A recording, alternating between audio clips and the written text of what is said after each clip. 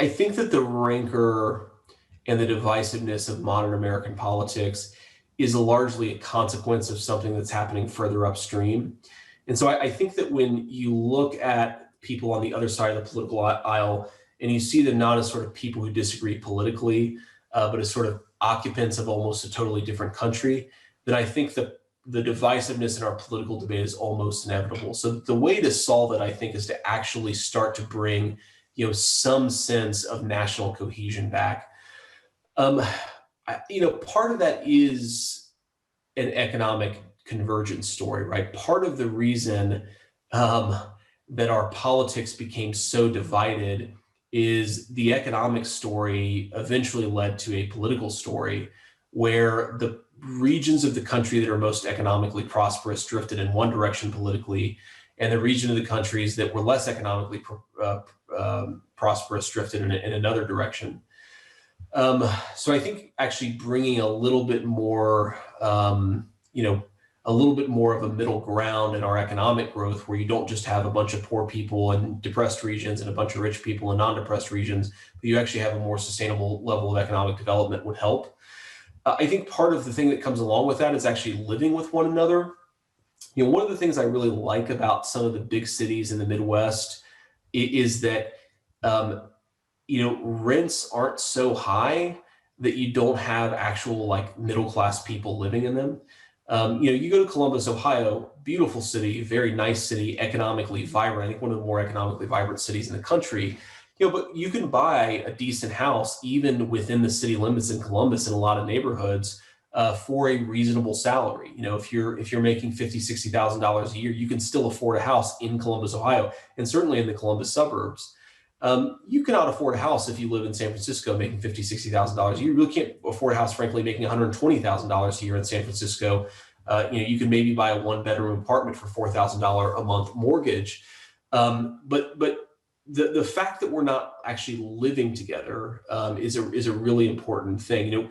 One thing that Barack Obama said, I think either during his presidency or before his presidency, that I always thought was really insightful, is that in the 1950s, the CEO of General Motors actually knew the people who, and I'm paraphrasing here, they actually knew the people who worked in his factory. He went to church with them. They saw each other at company, picnics and barbecues.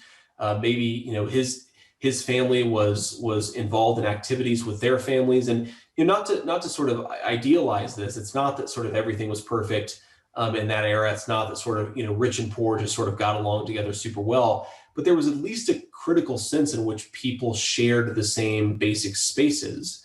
My grandfather, he wasn't like buddies with the CEO of Armco in the 50s and 60s, but he knew who he was and he saw him around the community. He wasn't sort of a foreign person, not like foreign nationality, but like foreign, just no real exposure to that person.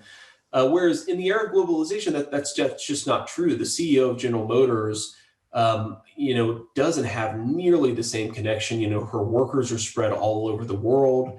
If an American factory worker at GM has heard of the CEO, it's probably when a plant was closed recently. I think the most recent one was in maybe Lordville, Ohio, a GM plant that was closed, and thousands of people lost their jobs.